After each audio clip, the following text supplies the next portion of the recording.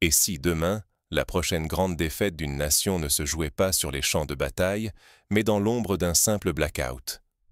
Imaginez, au lieu des canons et des blindés, c'est la panne d'un réseau électrique, l'arrêt soudain d'un train ou la paralysie d'un centre logistique qui détermine le sort du conflit, comme le battement d'ailes d'un papillon provoquant un ouragan. Cette idée, qui aurait pu sembler absurde il y a quelques décennies, est aujourd'hui au cœur de la guerre moderne. Dans l'histoire, les grandes défaites militaires ont souvent été attribuées à la supériorité des armes, à la stratégie ou au courage des soldats. Pourtant, des exemples célèbres prouvent que la logistique et l'infrastructure jouent un rôle tout aussi décisif. En 1941, lors de l'opération Barbarossa, l'armée allemande s'est enlisée dans la boue russe, incapable d'acheminer carburant et munitions à temps, condamnée par le gel et la rupture de ses lignes de ravitaillement. Aujourd'hui, derrière les fronts en flammes en Ukraine, une autre guerre s'intensifie, invisible et implacable. À Pokrovsk, les combats sont si féroces que l'Ukraine doit y jeter toutes ses forces, quitte à fragiliser des points névralgiques ailleurs. Chaque brigade déplacée, chaque convoi réorienté, rapproche le pays d'un seuil critique, rappelant la bataille de Stalingrad ou l'obsession d'un point stratégique à coûter des positions vitales sur d'autres fronts. Le champ de bataille ne se limite plus à la boue et aux tranchées. Désormais, l'attention glisse sur les rails, les routes et surtout l'énergie. Une frappe sur une sous-station ou un nœud ferroviaire peut suffire à figer une ville entière, isoler des troupes ou semer la panique dans la vie civile. On se souvient de la guerre du Kosovo, où les frappes contre les ponts et les réseaux de transport ont paralysé l'armée serbe, précipitant la fin du conflit.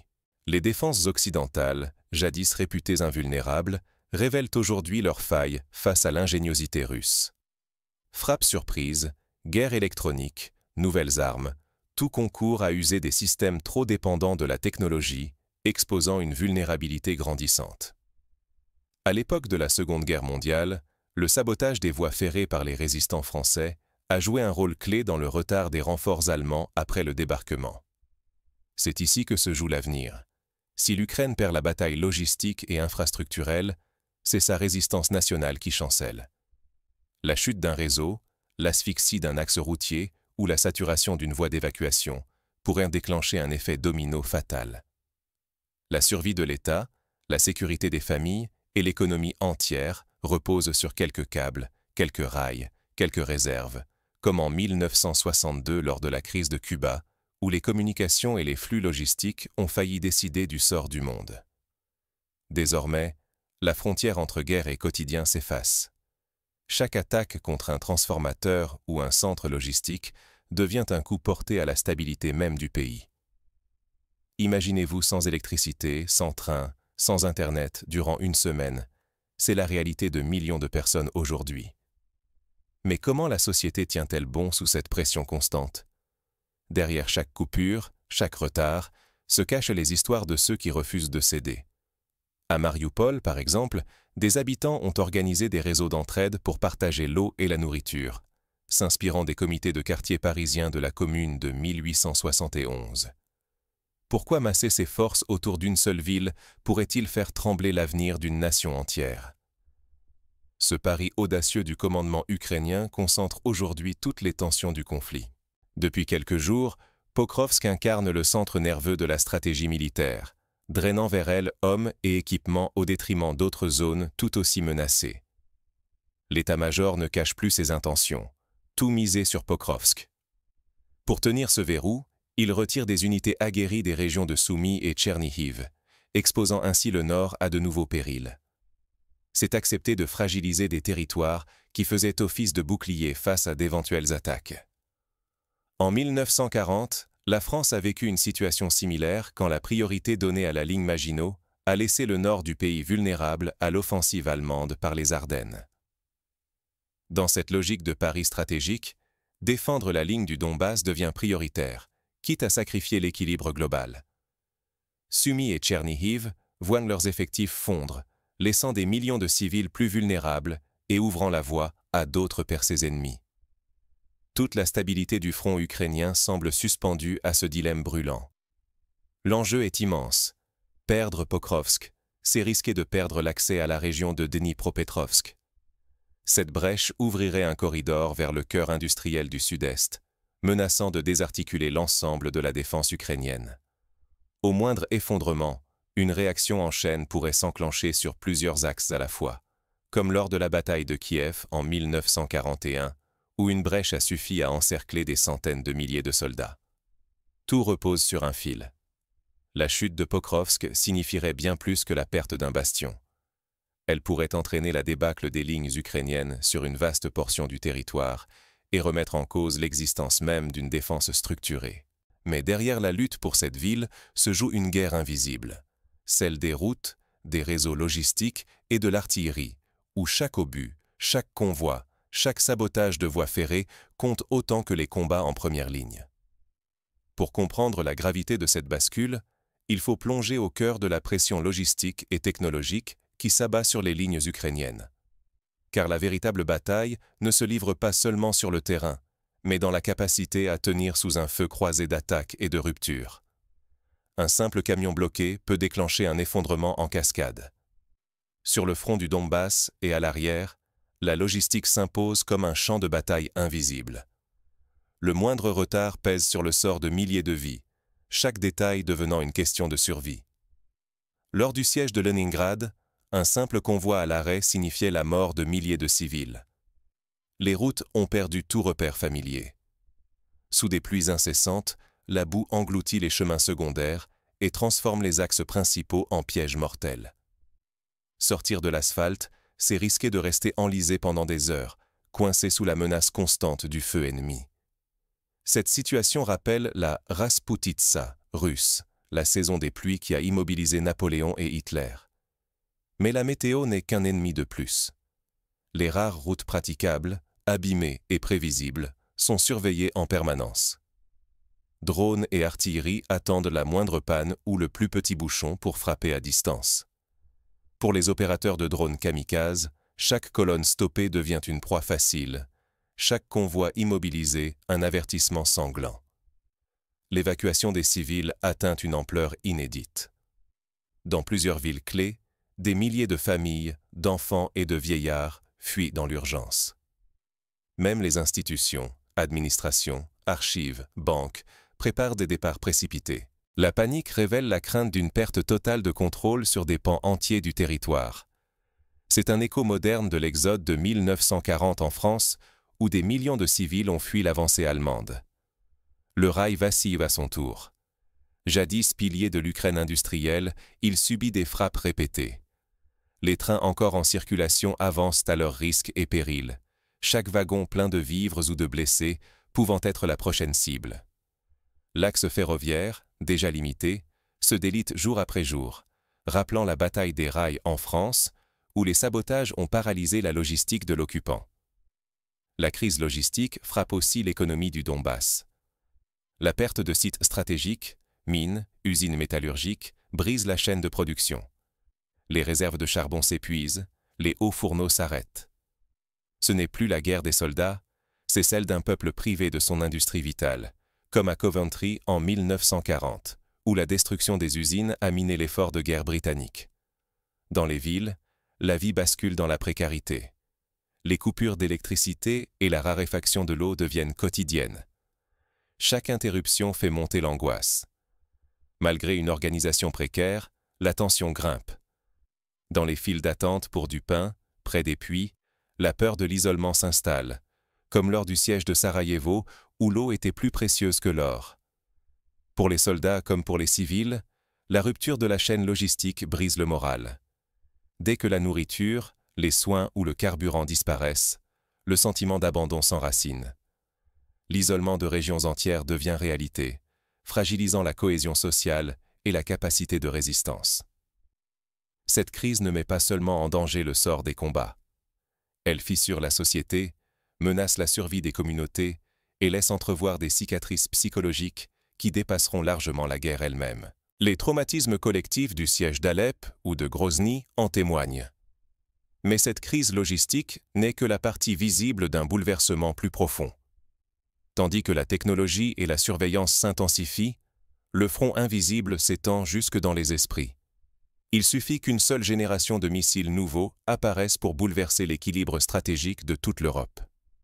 Ces dernières semaines, la Russie a déployé des missiles capables de franchir sans encombre les systèmes de défense aérienne occidentaux, même les plus avancés.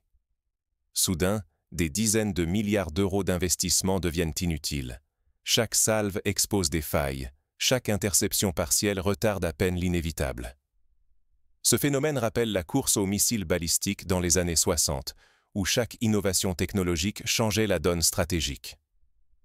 La technologie évolue à un rythme effréné, transformant la guerre en un duel où toute innovation rend caduques les stratégies d'hier.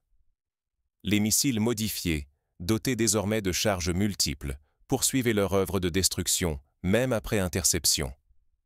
La tête principale éliminée, les sous-munitions continuent de frapper la cible. Cette tactique multiplie les dégâts, rendant presque illusoire la protection des infrastructures vitales. On pense aux missiles SQD de la guerre du Golfe, qui ont mis à l'épreuve les défenses les plus modernes de l'époque. Les frappes russes visent systématiquement centres de décision et réseaux énergétiques, paralysant la riposte ukrainienne.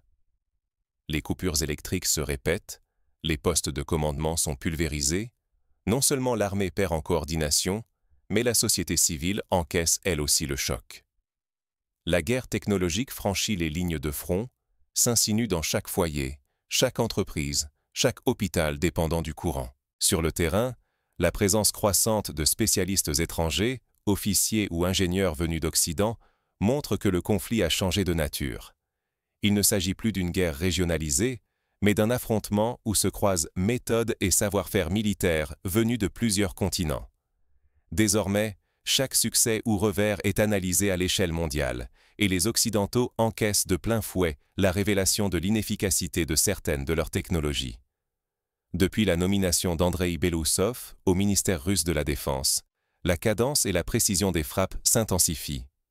Les opérations gagnent en coordination, les priorités sont mieux ciblées, et l'adaptation russe semble déstabiliser l'état-major ukrainien.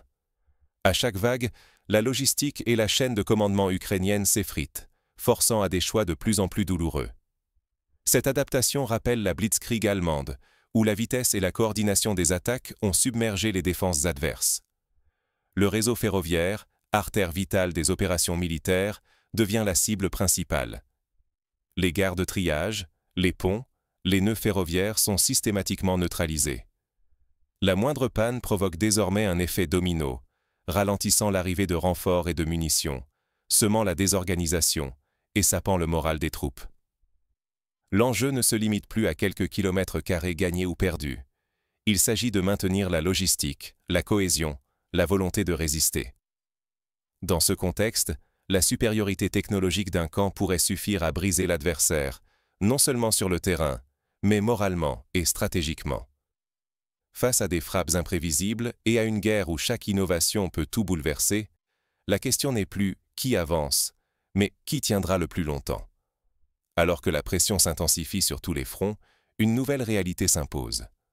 L'endurance devient la clé de la survie. À chaque instant, l'équilibre du Donbass peut basculer dans l'irréversible.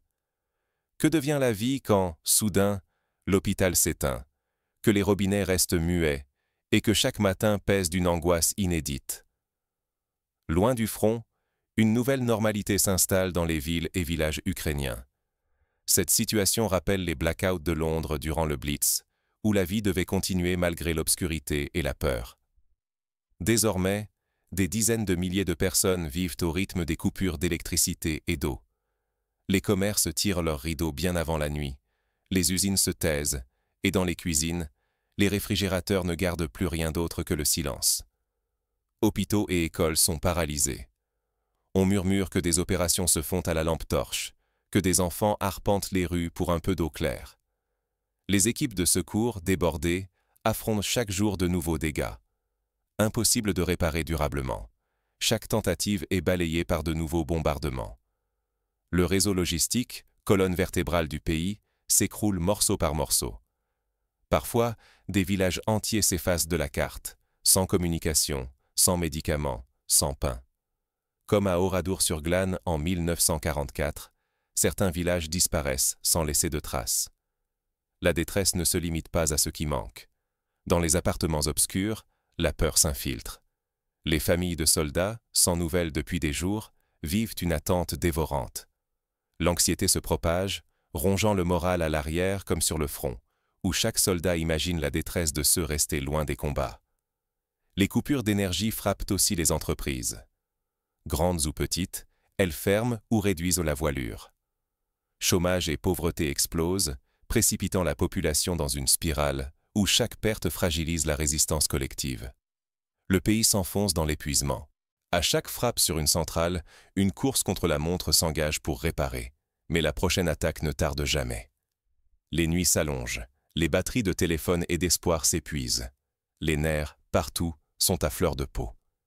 C'est ici, loin des bombes, que l'on comprend. La guerre ne détruit pas que des murs. Elle mine la société, fissure la solidarité et menace de tout faire s'effondrer, peut-être plus sûrement que les obus eux-mêmes. Mais l'impact des frappes ne s'arrête pas à la pénurie. Chaque coup porté à l'infrastructure rend la société plus vulnérable à la prochaine offensive. Dans l'ombre des affrontements, ce ne sont plus seulement les armes qui décident du sort d'une nation, mais l'endurance de la société, la souplesse de la logistique et la rapidité de l'innovation. Aujourd'hui, la guerre se joue bien au-delà des chars et des tranchées. Elle se mesure à la capacité d'un pays à absorber les chocs, à maintenir ses réseaux et à soutenir ses citoyens, loin du tumulte du front. L'arrière devient le véritable champ de bataille. Maîtriser la réparation, l'adaptation sous contrainte et la gestion de crises soudaines, c'est détenir la clé de la survie. Celui qui néglige ce nouvel enjeu risque de s'effondrer, ici comme ailleurs, demain comme aujourd'hui. On l'a vu en Syrie, où la résilience des populations a parfois tenu bon, là où les armées ont échoué. Les enjeux dépassent l'armée. Ils englobent la survie des familles, la sécurité des foyers, la continuité de la vie économique et la préservation du lien social, même sous la menace. Chaque coup porté à l'infrastructure, chaque innovation technique, chaque démonstration de solidarité ou de résilience pèse désormais plus lourd qu'une victoire militaire fugace. Alors, que faire? Il faut d'abord renforcer la décentralisation des réseaux électriques, développer des réserves mobiles d'eau et de nourriture, et former les citoyens à la gestion des crises. Des exercices de simulation de blackout doivent être organisés dans chaque quartier, comme cela se fait en Israël, pays qui a fait de la préparation civile une priorité nationale. Ensuite, il est crucial de multiplier les voies de transport alternatives, d'investir dans la modernisation des chemins de fer et des routes secondaires, mais aussi de protéger les centres logistiques par des abris et des systèmes de détection précoce. Les entreprises doivent adapter leur chaîne d'approvisionnement en diversifiant leurs sources et en maintenant des stocks stratégiques. Enfin, il faut soutenir le moral de la population. Des programmes d'entraide, de soutien psychologique et de diffusion de l'information vérifiée sont essentiels pour éviter la panique et préserver la cohésion. Les réseaux sociaux doivent être utilisés pour coordonner l'aide locale, signaler les coupures et organiser la solidarité. Comprendre cette réalité change tout, pour les décideurs, les citoyens et quiconque souhaite anticiper les conflits à venir. Négliger la force de l'arrière, c'est accepter le risque d'une défaite silencieuse, bien avant la prochaine offensive. En définitive, la guerre de demain ne sera pas seulement celle des armes, mais celle des réseaux, des volontés et de l'intelligence collective. Et si la question n'était plus de savoir qui a la meilleure armée, mais qui saura le mieux protéger ses câbles, ses rails et surtout son lien social. Voilà le nouveau front, là où tout se joue, silencieusement mais inexorablement.